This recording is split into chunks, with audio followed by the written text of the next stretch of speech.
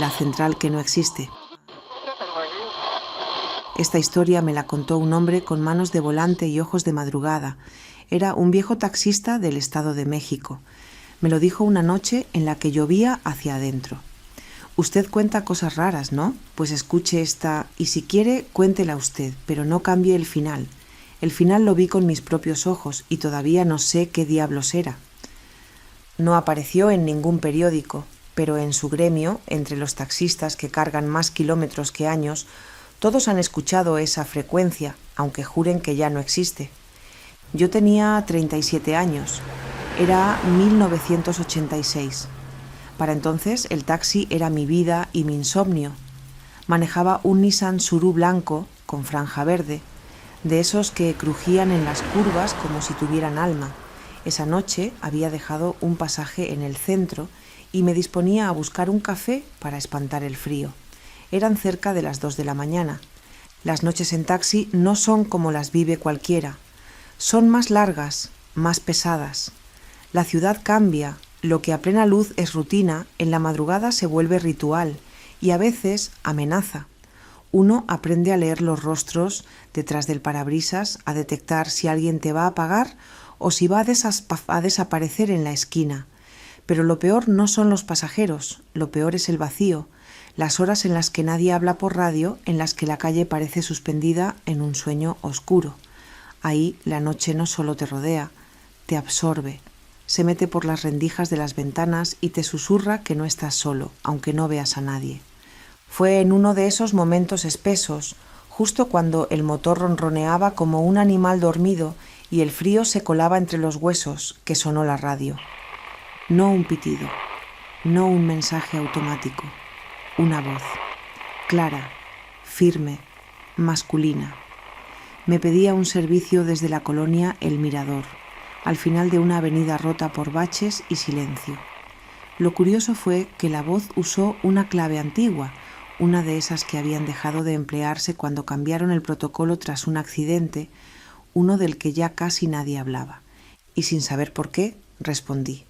Porque el silencio cansa más que el miedo cuando manejas de noche. Me interné en la colonia como quien cruza una frontera invisible.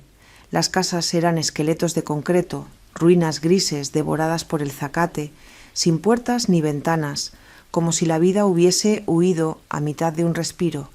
No había postes encendidos, ni perros, ni siquiera insectos, solo un viento lento y una quietud que pesaba como un cuerpo muerto sobre el cofre del coche. Encendí la luz interior, miré el reloj, 2:07 de la mañana. Nada, nadie, ni un alma esperando. Apreté el botón de la radio. Unidad 34, en punto, repito, en punto. ¿Confirman el servicio? Solo ruido, pero no estático. Era como un susurro rasgado, como si alguien hablara detrás de una cortina de agua. Volví a hablar. Central, respondan, más ruido, y luego una risa, breve, hueca, no de burla, no de alegría, como si alguien probara si todavía podía reír, pero no era una risa viva.